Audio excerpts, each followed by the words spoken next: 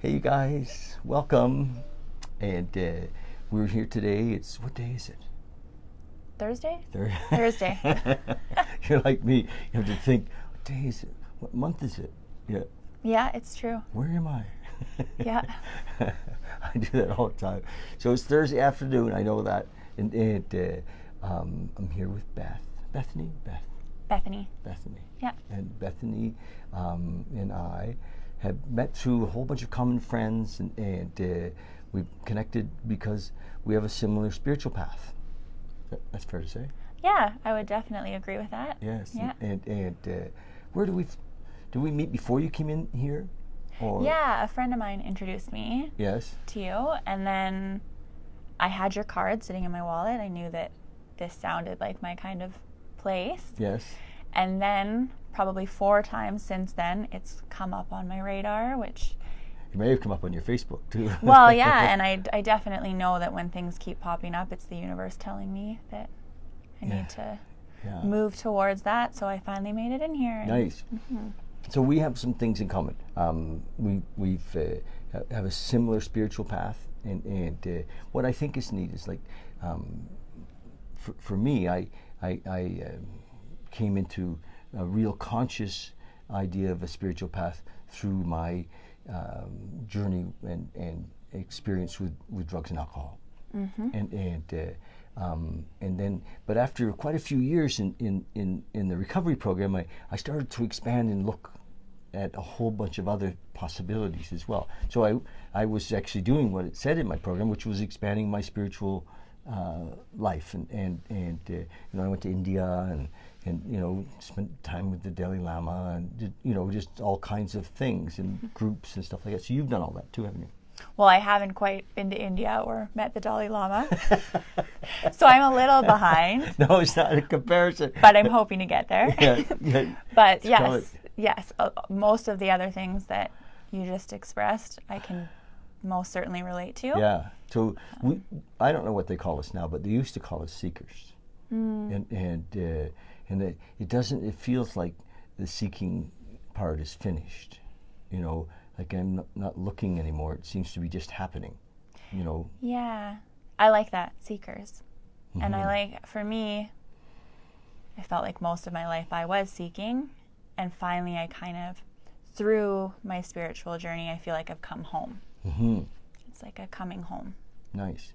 Are you going to share us on a whole bunch of other groups? Oh, you're so good. Thanks. That's Kat. James is away. I met him. Yes, so. and James is usually here and behind the camera, and he's off doing some things for us.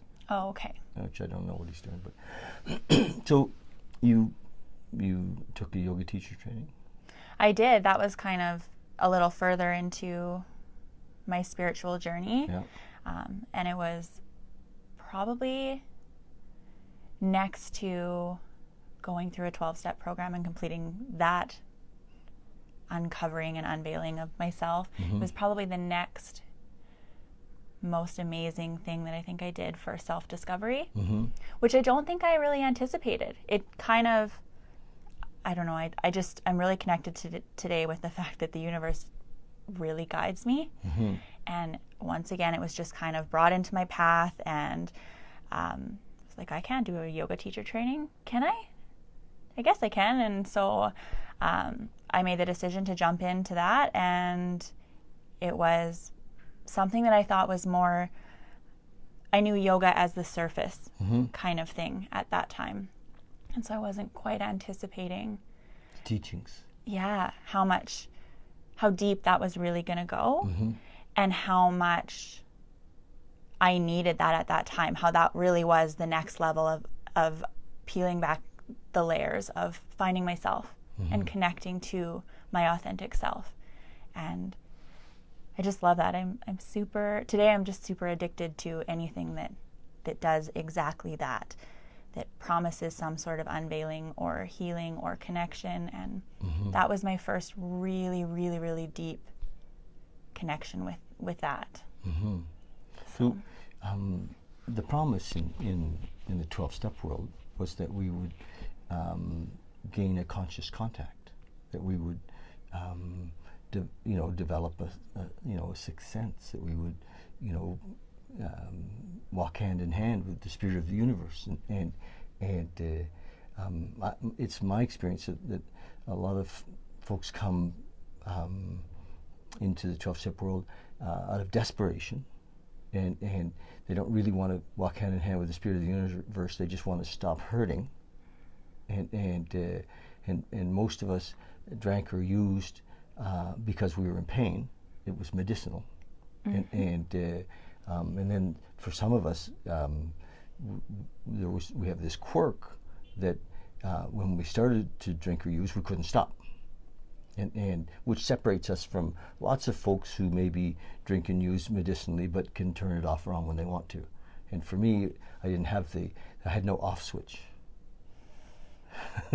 I can relate to that. I also think that my very first spiritual experience was the first time that I had a drink. Yes. It gave me that connection because I was just that story of a completely lost girl that I had no clue how to function or to relate to anyone or to live life at all. And all of a sudden I had this drink that gave me that. Yeah. And so in my mind for a very long time, I don't think that I even connected that I didn't have an off switch, because I didn't think that I wanted an off switch. I thought that I chose that and that was just fine and that I was okay. Meanwhile, I was desperately broken on the inside and felt completely disconnected and shut down. And wow. But I still somehow managed. I didn't think that I genuinely didn't think that I had a problem until I made it into a 12-step program and was like, wow, I belong here. These guys are talking my language. Oh my goodness. Like, I thought that I was going to be an intruder. Yeah. And I still think for a little bit I felt a little bit like an intruder, but I was so desperate and so broken that and so in need of some sort of connection that I stuck around anyways, because I didn't have anywhere else to go. Because you'd kind of stopped drinking on your own for 14 months. Yeah. And yeah. Which is a bit of a miracle. How come? What was the impetus? Why did you it's so interesting. Like, I can trace it back now. At the time, I guess in most moments when we're having those God moments or whatever, it's hard to know in the moment. But when I trace them back, I can see that I was very divinely primed to make my way into recovery and into my spiritual journey. Somebody must have been praying for you. Thank goodness. Nice. Because I ran away from home, which was Kelowna. I grew up in Kelowna, and I ran away on my final geographical change. I was the queen of geographical changes, just one step ahead of myself, and then I'll never catch up with me. Doesn't work so well. We call it geographical cure. Yes. Yeah, and I was amazing at those until things fell apart, usually a 3-month span, if I was lucky. Yeah. And so I'd ran away to small town Saskatchewan to find myself, which didn't go so well. And I ended up in a pretty severe car accident, and that was the first step. Yeah. I should never have made it out of that car accident, and there were some key things in it that were probably my first clue into, okay, there's something bigger watching over me, and I have a purpose, and it's time that I stop messing around and maybe start to examine what my purpose is. And it was my first time genuinely connecting to the fact that maybe I was meant for something bigger than the ridiculous life that I was leading. And so I stopped drinking for a while because I thought that, it's not that I thought that it was my problem, I think I'd scared myself, and I think I just thought I needed to clear my head for a little bit. And I started working with high-risk youth, and so in Saskatchewan? Yeah, I moved into Saskatoon. Because there's lots of them there. I'm sorry, there are lots of high-risk youth everywhere. I was one of them. Were you one of them? A high-risk youth? Yes. Yes, I was one of them, yeah. Yes. A bit of a crazy youth, maybe? Yeah. I was something. So you were working with young people? Yeah, so I was a mentor. It was actually in a program where I lived with up to 5 high-risk youth, and I was their mentor. So they could kind of come and go, and I did that for a year, and it kind of, And you were sober? Yes, for the most part in the beginning. And then for that I would say the last year, I probably drank maybe, I would say no more than 10 times. But each one was progressively worse. Yes. Then, we know this story, yeah. It wasn't great.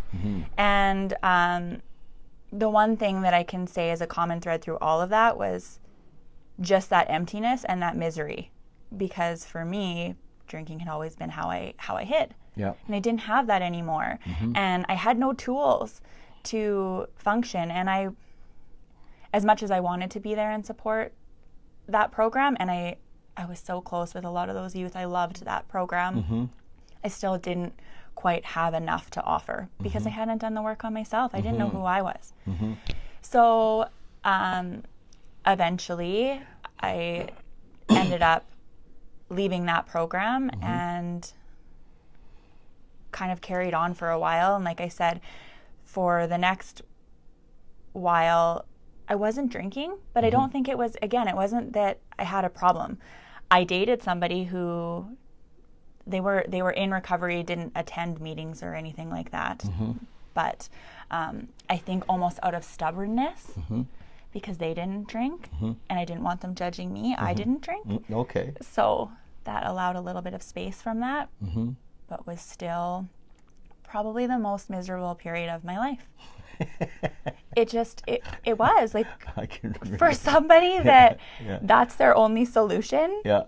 Because my problem was me. Yes. And without that, And drugs and alcohol were the medicine. that was my medicine. Yes. So I was not a nice person. I was not a pleasant person. And by the grace of God or whatever, I ended up pregnant. Yes. And I ended up making the decision that I was going to do that on my own and move back to Kelowna and start fresh. And that was what drove me to look for something more. And that was how I landed in a recovery program. Wow. Yeah. That was my miracle. My daughter is my miracle because So she's the teacher too. She is. Yes. Absolutely. And you've met her, and she is. Oh, she's really something. She is. It would have been great to have her come and sit with us. Oh, yes. Yeah. Yeah. She has so much to offer around that stuff. Yeah. Part of it I attribute to the fact that I really dove into that spiritual stuff when I was pregnant with her. Yes. And I genuinely believe that carried through. I had my Reiki training when I was pregnant with her. Nice. I found my connection. Yes. So in Kelowna, you were telling me the other day that you did some volunteer work in the local treatment center or helped with meditation or how did that go? That was amazing. That was such an incredible opportunity. So once I did find my way into recovery, that was shortly after that I took my yoga teacher training. And during that time, a friend of mine and his wife opened a local treatment center. He got a couple other ones. And I got to be the wellness coach there. So initially, I worked there as an employee doing nutrition and all of the things. He had me doing everything. He kind of tricked me into that. I was supposed to just be the yoga instructor, and he's like, I think you can probably cook healthy meals, hey? You could do Reiki, Is he a recovered alcoholic? Yes. We do that. Yes. There's a little manipulation there. We do that. It's one of the things. Well, we just help you get what you want. And it was awesome. It was amazing. And then I ended up leaving there as a full-time employee and then went back just on a volunteer basis. And so for a very long time, I volunteered twice a week. Nice. And we did yoga and meditation. We're going to do some of that here, aren't we? I hope so. Yeah, for sure. We are. We just a few minutes ago, and this is the magic that happens. I mean, when I think when we're living an aware, conscious, spiritually based life, it's like living in a miracle all the time. It's like the magic happens. I call it the magic, or FM sometimes, fucking magic. Yeah. And Bethany came in, and I had another couple were visiting here with us a few minutes ago, and just like boom, the conversation came up around having meditation spaces in treatment centers, and my friend has friends at or a lady that does meditation groups at Aventa, which is a local treatment center for women, and so you got that information. It was so magical how that just, because you were looking for that. Well, yeah, I think I believe that magic or those synchronicities are probably always there. I was just so oblivious to them before. And now... Oh, you didn't have any purpose before. Well, yeah, and I didn't care, and I was so self-centered that I wasn't looking at anything beyond right here. It could have slapped me in the face, and I wouldn't have appreciated it. Nice, yeah. But now I'm so aware of them, and they kind of make me giggle, because it's almost immediate sometimes. Like, I put it out there, and then it happens. I've been wanting to... It's Yoga Nidra specifically that we were talking about, and that was my favorite part of yoga training. Because it's a special form of meditation. It's not so much yoga. It's a special form of meditation that kind of links the Reiki and the healing. And for me, it was immediate when I was at yoga teacher training that this is why I'm here. This is what it is. It just aligns for me really well. And so I've been putting it out there that that's what I want to focus on. And I actually just made a workshop poster this morning because I wanted to put it out there. And then I walk in here and immediately Jody's here and connect with somebody that's boom needing exactly that. Yeah. So living in a miracle, being in the flow and having a conscious contact, it's and that's what, then the discomfort of trying to run the show drops away, and the discomfort of feeling like an imposter disappears, doesn't it? It does. We're no longer going against the flow in a way. So that's a beautiful thing, and that you've discovered and I've discovered, and it's really what I believe that this is about. What we're doing in what I call Project Awakening is to help people to become conscious of themselves in a way, but conscious of the possibility of living in unconditional love, and conscious of the possibility of living in service, and because I think that's what, when we get recovery in the 12-step world, that's what happens, is we become, living in unconditional love and service. Yeah. Isn't it? I have a thought. Listen, do you guys have any questions? Anything that you'd like to know about Nidra yoga or recovery or just anything that we might be able to answer or share with you? Just a thought. And if you're watching, maybe say hi and where are you from? We'd like that too. So, I forget your daughter's name. Phoenix. Phoenix. Yes. Yeah, you just grin when you talk about Phoenix. And she's 4? She's 4, yeah. Yeah. And then I have a 2-year-old son as well. Oh my gosh. And well, thank you for organizing their lives today so you could come here and be part of this. Absolutely. So he's a teacher too? I'm not sure. He's a little wild right now. He's a teacher in patience. Yes. Acceptance. I call those the tremendous twos. Yes. Well, and he's not even quite 2 yet, so he's just preparing me for 2. The tremendous twos. Yeah. Just keep, that's a mantra. Yeah. Welcome to the tremendous twos. And I even years ago when my kids were like 2 and people would say, oh, the terrible twos, and I would think, don't say that. Yeah. What kind of a program is that?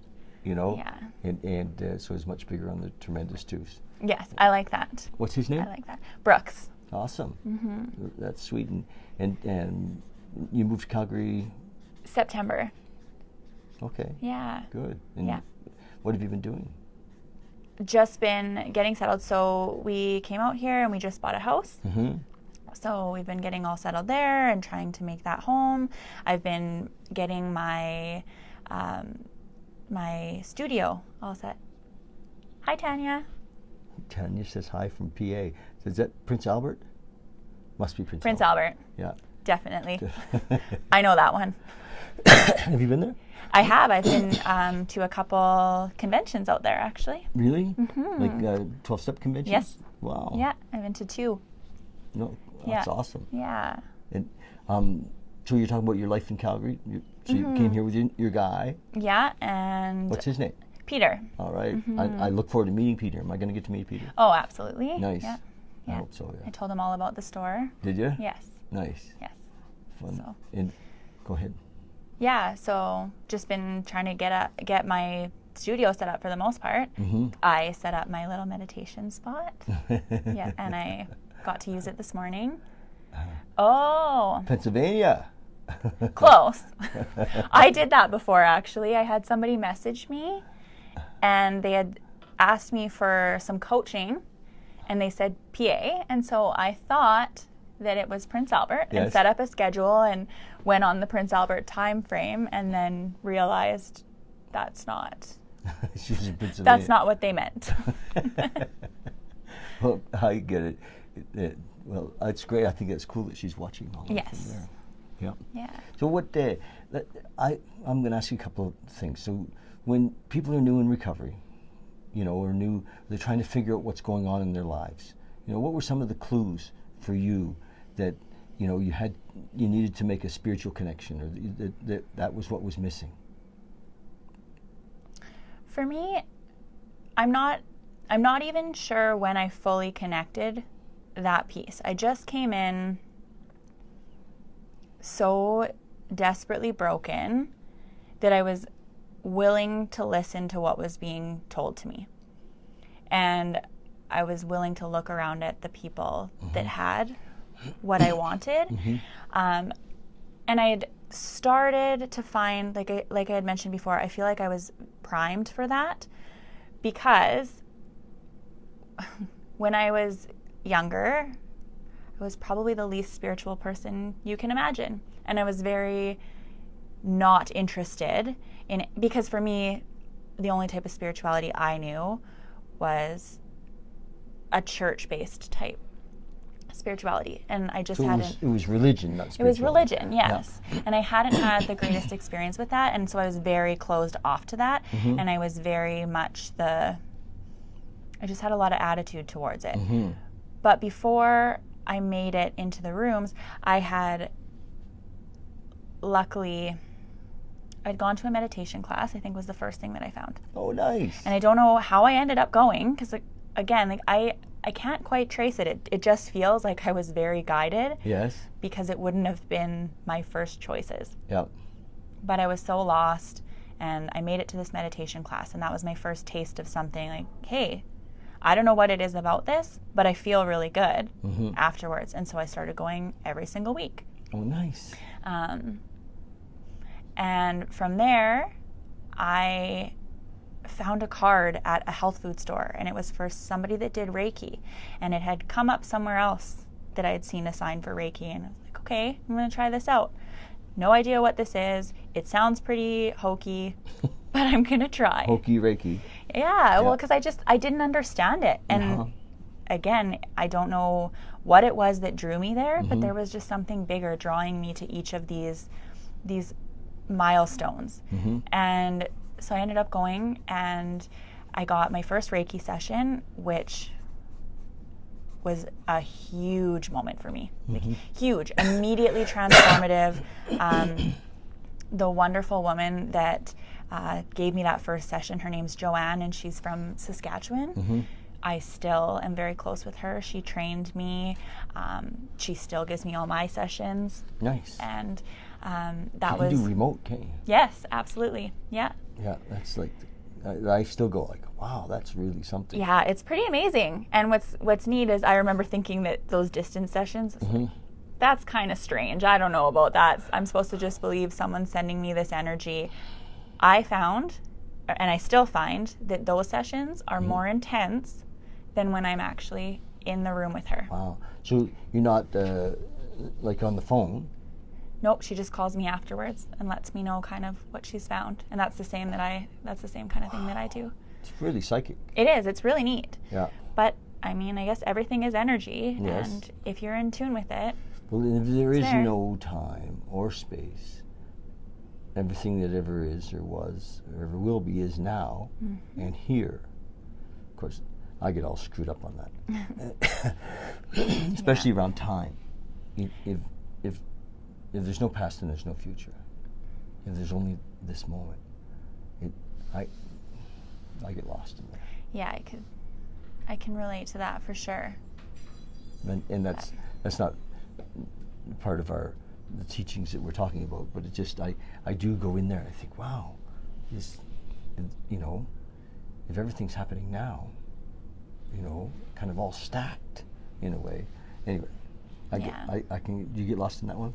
I do, yes. That one still blows my mind a little bit. Mm-hmm. But I do have experiences in meditation of being so present that there's no, I don't have any, there is no past. Like I don't sense any past or future. I mean, I can't even tell you that there's no past because there's no past to think about or talk about. When I've really dropped into this moment, and sometimes actually when that happens to me in meditation, I think later that maybe I fell asleep. Yeah. Do you know what I mean? Yeah. No, I can definitely Which is relate. harder to do on these stools than on a couch.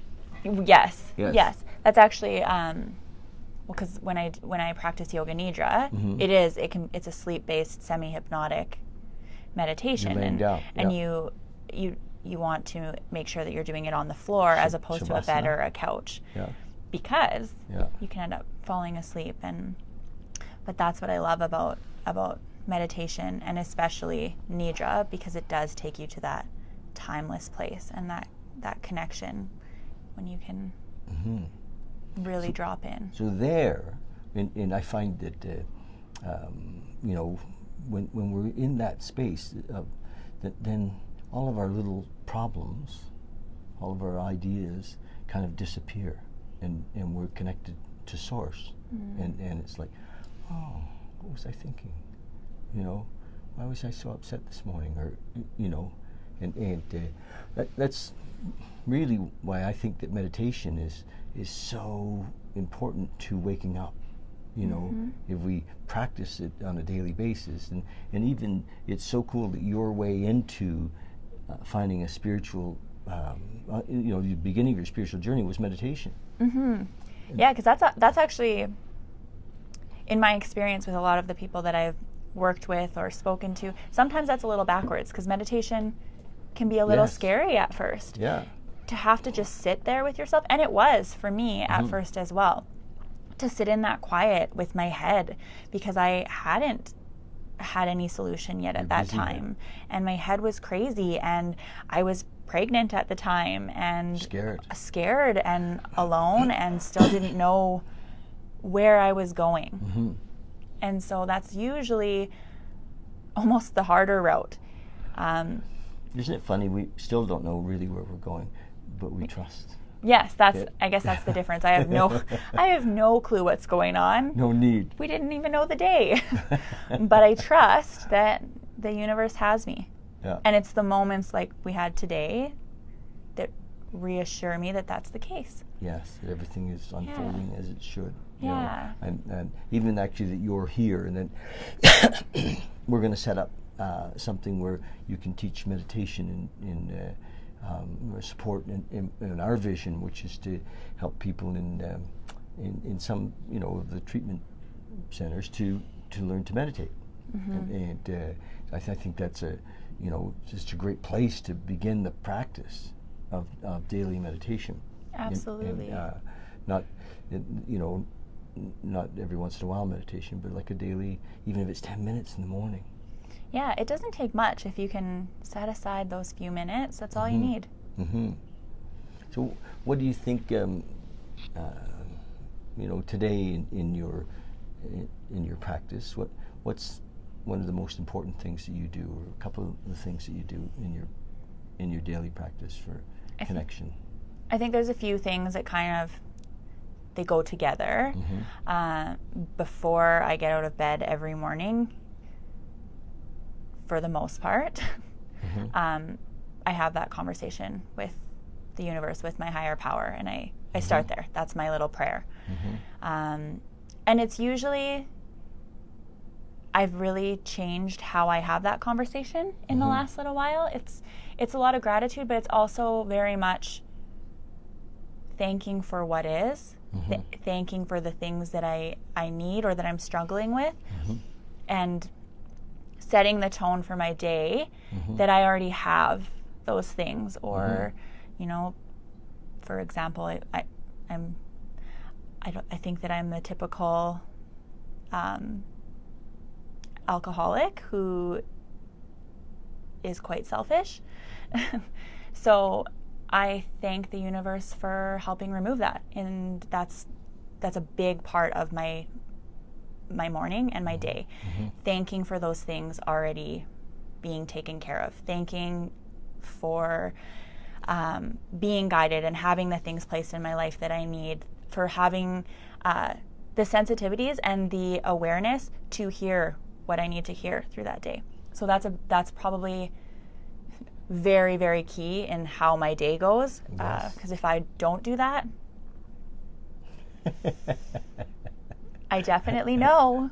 But it's nice that I can always come back to it if I don't in the morning. And we can start over. Yes, and start fresh. But that's huge. That's a big difference. Like I know for a long time, prayer was asking for help, or please take this, or, which is wonderful too, but I'm really big on language, and I really believe that what we put out is what we get. And instead of confirming that I already don't have those things, I want to thank for what I do have. Because then I'm putting out that I have it, that it's there. Because I believe we're pretty powerful and we can create that stuff. Well, we seem to be co-creators. My thought is, it actually says in our book, God either is or isn't. Either he's everything or he's nothing.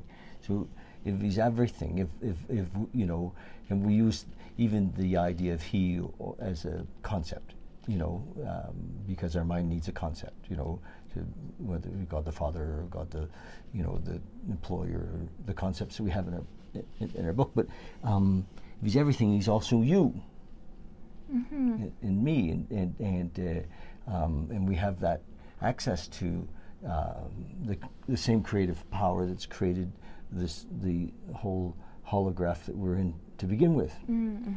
So I see what you're saying is so true. It's so important for me to just check it. You kind of hit the nail on the head when you said, when you were talking about the terrible twos, and changing that, because if I say that my child is in the terrible twos, I feel like he's going to manifest the terrible twos. For sure. But if I change that language and I put it out there differently, then I believe that manifests. So I love the tremendous twos. Yes, I love that, and I will use that. The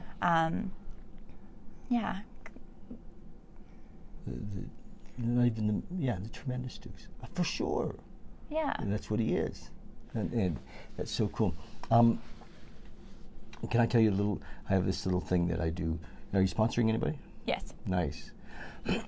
And one of the things in our 12-step world is that we, part of our recovery is to help others and to give it away. And actually, where do I see myself? Always when I'm working with a newcomer, he thinks I'm helping him, but he's really helping me. And so much. But I do this thing with the concept of higher power. I don't know if I shared it with you the other day, but it just works so well, the idea of love.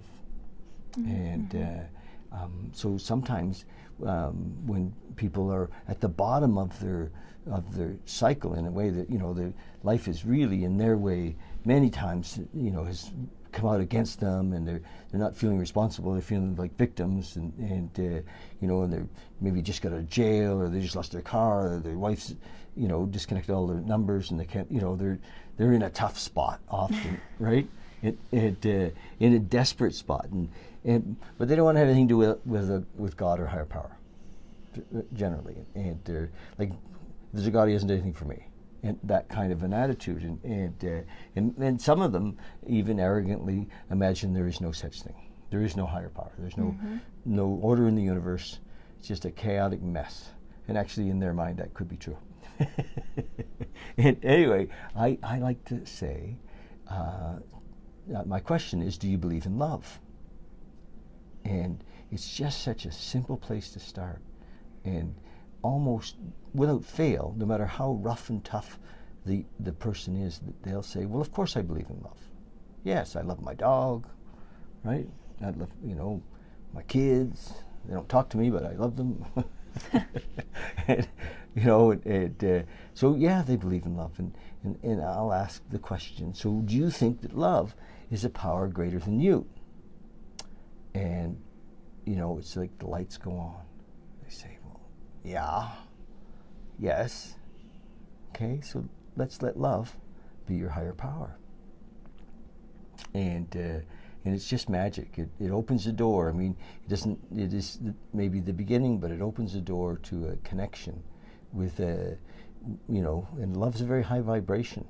You know, when we're living in love, or when we're saying what would love do, when our prayers are in some way to love, it's a very high vibration, and love heals, doesn't it? Yes. Yeah. Reiki is love. Yeah. And yeah. That's what she's sending you, is love. Yes, it is. And you know, so love is everywhere, and we all have access to it. It's what I teach my daughter. Yeah. I ask her, what fixes everything? And she answers, love. Yeah. She said that to me the other day. I really just fell in love with your daughter. Yeah. I did. She's pretty special. Yeah, she really is. I hope you they come both around are. More. I have a little book here, actually, that I'm going to give you. That's a friend of ours wrote, Tina. She's a psychologist, and it's a book to teach kids about meditation. Oh, I love that. I'll show it to you in a minute. I love that. I'll show it to you in a minute. That's actually on a project that I'd like to take on, is to offer meditation and mini yoga, like mini meditation, mini yoga in my community for kids. Yeah. And to do just to utilize the meditation and some of that stuff and creative-based stuff like painting and art to help them learn about emotions and love and nice. And that kind it's of true. Most of us, I mean, don't have any language for feelings. You know, I didn't. No. You know, when I first came into recovery, I didn't know what I was feeling. I just knew I was in pain, and I was either in pain or I was mad. I used to have to write out all my feelings. Anytime I was feeling anything, I'd have to sit down with a notebook, and I felt so silly at first.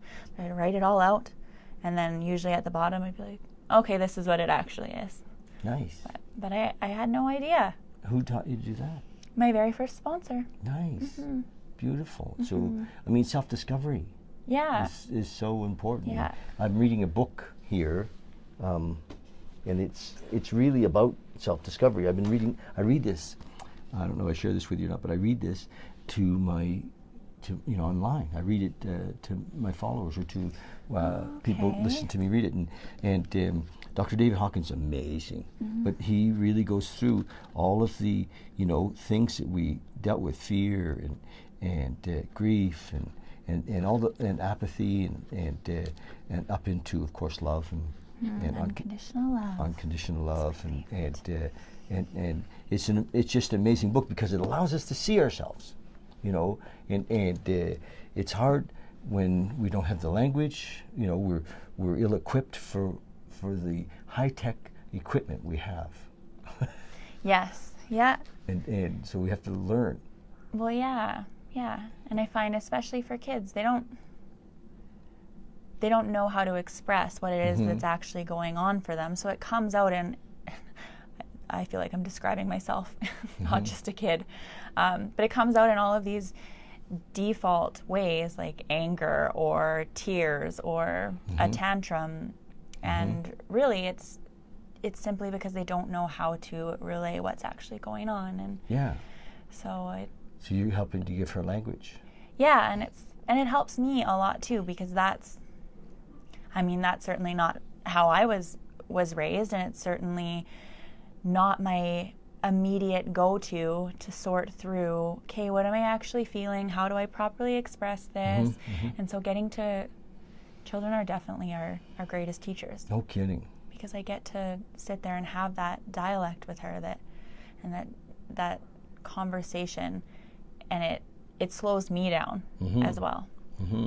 Yeah, I think I told you this, that my daughter was 6 months old when I sobered up. And she was, that was the deal. It was, I was faced with, I was newly married, and I had this little girl, and it was like, holy shit, I had no idea how to be a dad. I had no idea how to be a husband. I had no idea, all I knew how to do was party and be in the drug world. Yeah. and it was like, holy, I was in such big caca. But that little girl was really the turning point. It was like, oh my gosh, So it was, again, love, right? I genuinely believe that all there is love or fear. And all of those emotions that we describe and that we're feeling, they go in one category or the other. Happiness and joy and passion and all of that fall into the love category. And if I can actively choose every day and then consciously through my day, because there's many times that I change my mind in there, but if I actively choose to stick in that path of love versus fear, my day tends to go a lot better. So that's a big part of my having that conversation in the morning and starting my day and making that decision of, okay, help me choose love. And I like to use, it's funny that that was the page you opened to, I like to use unconditional love. Yes. Because in my world, and that's one of the new layers that I've been uncovering in probably this last 6 months, is in my world, love was conditional.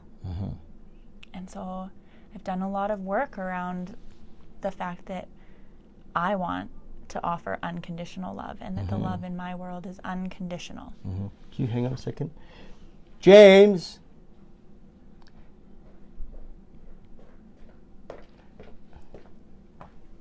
Thanks, fellas. Just don't touch it, please. No. Okay, thank you. Just wanted you guys to be present. Like, we're in the middle of shooting and lost you both for a while. And thank you for coming back. We've got company. Wait till you see. I love that. That what you just said. And in Dr. Hawkins, who we talked about unconditional love, he has a scale. I love his stuff. He has a scale, and he measures vibration from 0 to 1,000, and 1,000 is like Christ consciousness, and unconditional love is at 540, and he says that the 12-step world vibrates at 540, and he actually says that when new men and women come to a meeting, they're walking into that energy of unconditional love, and just being in the meeting can lift them up. I love that. Which we know, right? Yes. And so I know that, and we all know that 20 minutes in the meeting, whatever it was that was going on has disappeared. The shit that we brought to the meeting, that we were mad about, or we were upset about, or that we were feeling sorry about, or for ourselves, or disappears, and we think, it's like God was sure in that meeting.